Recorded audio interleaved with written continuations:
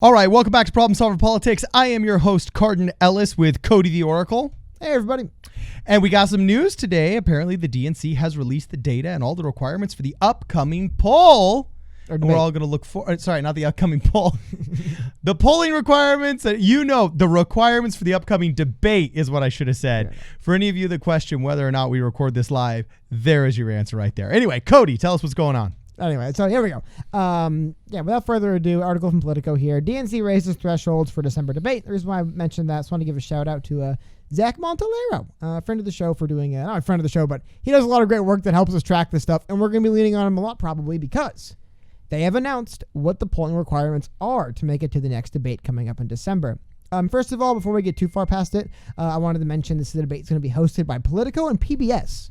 Ooh. Which I do say I like Politico and PBS way better than like CNN and MSNBC. You know what I mean? Like, I'm not saying that it's like, it's like middle left and then, faking their middle and only a little bit left. Yeah. I disagree. But I think they're both networks I'm more or less fine with. We'll see who they pick, right? Anyway. Okay. It's going to be in Los Angeles, which means that me and Cardin, much I hate to say it, we have a hard time getting out of Los Angeles. Various reasons to go to events, regardless of how long it is, just the way we do our stuff here. Like, if it were today, we literally couldn't make it down there to UCLA. Yeah, exactly. But the cool thing is, we are going to be able to. There's fires on two of the freeways that won't even. They've literally just shut down the freeways. Exactly. but again, like it's going to be really cool for us that we are excited to go to the debate. But without getting too far ahead, they announced the poll data again. People have been following these stories as they've been going on over the course of this this primary process. Couldn't get that one out. Generally speaking, it's been about you need to hit in 4 polls a certain number, and then the last couple debates they've added the new rule. It says in early states you only have to get 2 polls at a certain threshold. Again, what does that mean? Here we go. So to make the December debate, candidates must hit 4% support in at least 4 DNC-approved polls of primary voters nationally or in early voting states. Or instead, they can qualify by hitting 6% in 2 approved early state polls. Candidates must also bring in donations from 200,000 unique donors with a minimum of 800 donors in 20 states, territories, or the District of Columbia. Okay. Yang, generally speaking about Yang in particular, and Yang not even... For the most part, the fundraising end of these qualifications, even though they're raising it, I think a little bit again, isn't hard for the candidates. Because to be frank, it's actually a lot easier to get someone to give you a few bucks than it is to get someone to say they'll vote for you in a poll, which is really funny. But it just is, like I said, because you can do things. Well, you give money, you don't lose your job. Actually, no, you still lose your job. But when your campaign needs to just kind of hit these numbers, a lot of campaigns do it. Tom Steyer famously did this. He basically would just lose money selling you campaign merch. Give me $1, I'll give you something that costs $5. And you'd be like, well, I guess, even if I don't like the guy. He's totally doing what we call a loss leader in business to make it onto that debate stage. Of course, yeah. But the part you can't fix the polls. So what are the polls now? Again, in a minute, I'll go through and I'll flip and I'll try to get through the exact polls. Did you just say you can't fix the polls? I'm pretty confident the DNC is trying. Yeah. Well, no, actually, I don't want to say. But taking a look at that, so 4%, and by DNC approved polls or primary voters nationally or in early voting states, generally speaking, they just mean reputable polling agencies. I'll go to the website and pull the exact one up for you guys, but generally speaking, any kind of a few select universities and ABC and New York Times and Fox News, when they do these large polls, they count. So what does that mean for Andrew Yang? We follow Andrew Yang specifically. Like I said, I don't think, obviously, we don't have to ask what it means for Bernie Sanders. He'll be there. Yeah. What does it mean for Elizabeth Warren? She'll be there. What does it mean for Joe Biden? He'll be there. Even Pete Buttigieg, probably going to be there. Kamala Harris, though. Because here's what I want to show you guys. Now that we know that, let's look at what these people are actually polling at across the country. Now, Kamala Harris in recent months has slipped to 5. If she continues to fall, she won't make it. But you can see... What was the percentage threshold again? 4%. 4%. Again, every one of these polls you're seeing on the left, these are just the most recent. They wouldn't all be considered qualifying. Top of my head, I believe Economist YouGov, CNN, and Quinnipiac count. I might have got that wrong. Maybe Emerson. But a couple of those are going to be probably counting polls. However, you'll notice, though, the first candidate you get to who does not seem to comfortably average 4 to 5 points on a poll at least is Andrew Yang. He's the first one you look at where Andrew Yang, if they were qualifying based on their last 5 polls they have right here, he would only have 1 of the 4% he needs out of 4. Now, over the entire process, I'll scroll down a bit. You can get a better idea of what he's been hitting in general. Okay. Andrew Yang will hit the occasional. I mean, he had an 8 from Emerson poll once. He had a 4 from NBC. He'll hit the occasional 4 or 5 or plus. But it really is. Honestly, guys, he polls at roughly 2 to 4%. That's where he is. 4 is like the limit. You see him a lot of times in that 2 to 3 window. So for Andrew Yang, this actually is really interesting because like just looking, it's a challenge. Just looking already. at his last whatever polls, it looks like he has of his last 30, maybe he's hitting 4 in 5 of them. And I don't know if all those would be considered counting polls either. So he's the first candidate. Looking at Kamala Harris, she's going to be fine. Looking at Pete Buttigieg, he'll probably be fine, barring any further slips from them. Yeah. And Sanders, Warren, Biden for sure. Now, it also means if Yang is going to be really struggling, it means that like Amy Klobuchar, Beto O'Rourke, Cory Booker, it's going to be Gabbard, thinning the herd like crazy. they probably have no chance because if you look, let's take a candidate like Cory Booker. Cory Booker has only hit 4% or higher in one poll, which Survey USA I don't think counts. Like what? Based out of New Jersey? In the last like 2 months and 2.5 months. I mean, like these are candidates who are not hitting that 4% mark at all. Yang is unique in the fact that, like I said, he'll go out there and hit an 8 on an Emerson poll, which was very, very odd that he got that 8%. And he'll be getting that like 10% amongst the 19 to 25-year-olds in the other poll. Yeah, but even then, just overall, he like 4 has been kind of that 8's an outlier. 4's basically been the ceiling for Yang. So Yang is going to have to increase his poll numbers. Fundraising, like I said, and I'm what's pretty the confident. deadline again? He's going to have to, let me pull the exact deadline. I don't have the exact deadline out, or let me pull the exact deadline for you guys. Okay. Top of my head, I can't tell you. But it's the December debate, so generally probably not till a later part in November, I would guess, right? So basically, this is why people trusted him with all their money. I mean, he just got 10 million more. Let's see what the tech entrepreneur can do in order to increase his messaging and the awareness of his name recognition, as they call it, because really that's pretty much what the polls right now are. Well, basically name recognition. And in our last video, we talked about how he does very, very well with undecided voters. So I think the big test right now is how is Andrew Yang going to use this 10 million in order to hire staff and generate messaging with that new ad guy we talked about in his new video yesterday that used to do Bernie Sanders videos.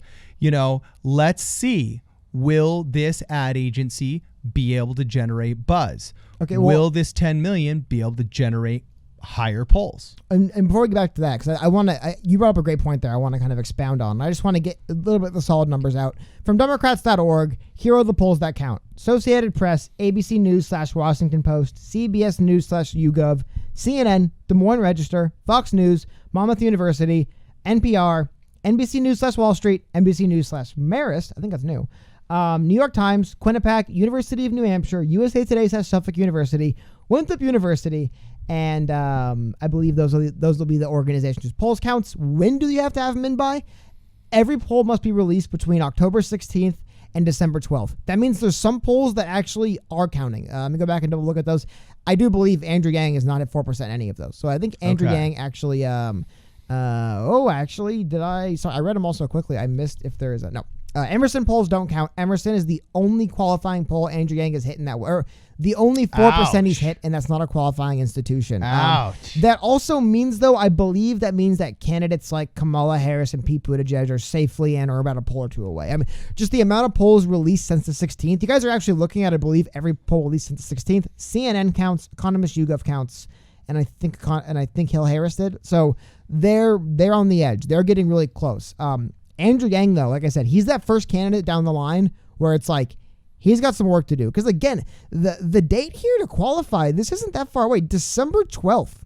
We're talking, what, 40 days? Yeah. 46 days? 45 days? I mean, this is the 40-day challenge, man. This is Noah's challenge, dude. Well, and how many debates get released between that? I mean, the polls get released. How many polls will actually be out? Well, we're averaging one every, 2 or 3 days, it seems like? My point being, though, if this thing is kind of crazy, and now people, I'm not talking doom and gloom. I'm just saying, for the first time, looking at the numbers for Andrew Yang going into not the first time, but the first time since like the third debate, we're looking at the numbers and saying Andrew Yang has to start performing better basically now, or he might miss a debate. Yeah, this is a make it or break it point. That was the last two. It was like he'll make it eventually. It's no big deal. This is the first one where it's like he's going to have to start overperforming on a consistent or performing higher than before on a consistent basis for about a month. But this is going to be a pretty wild next 40 days because here's the deal.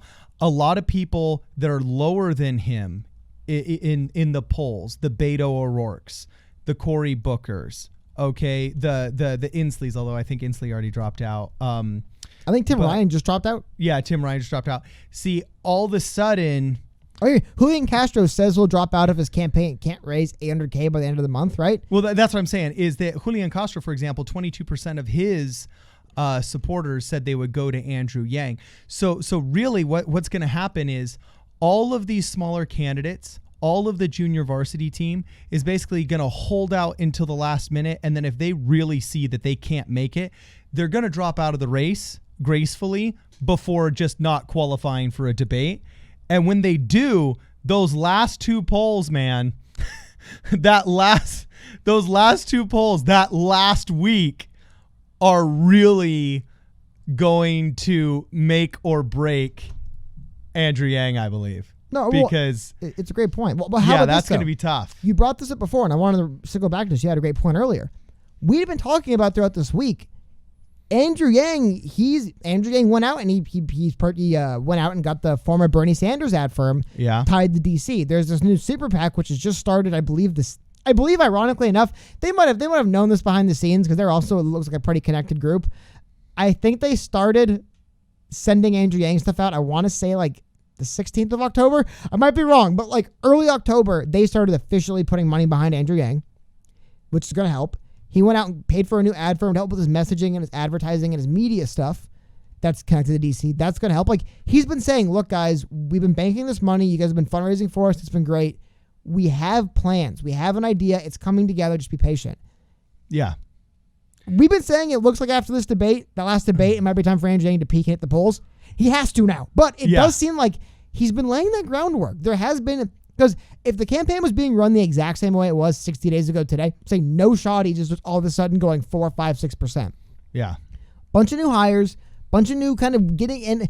The Yang campaign is just starting to feel more and more legitimate as an organization. Early on, the Yang campaign, from the outside perspective, it was a scrappy bunch of rebels, man. It was Zach Grumman and Andrew Yang, and I'm sure a few people behind the scenes. A motley crew, That dude. was the perspective. But now we're starting to see he's brought in more and more people over time, and now it looks like it's kind of like, you know, I always joke, like I miss movies like Bubble Boy and Joe Dirt, where it's like you have to meet all these weird people along the way and they'll help you at the end. Might be that point for Andrew Yang, where it's like all these people have been pulling together and getting on the side of my campaign.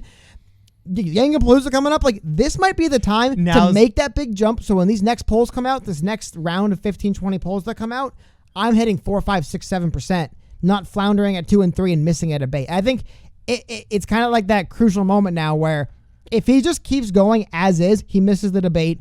He'll probably hang in the election because what else does he have? But it's a really bad sign. You don't want to miss debates. Yeah. But he's laying the groundwork to use that $5 million he's got on hand or $5 to $10 million on hand and really make something out of it.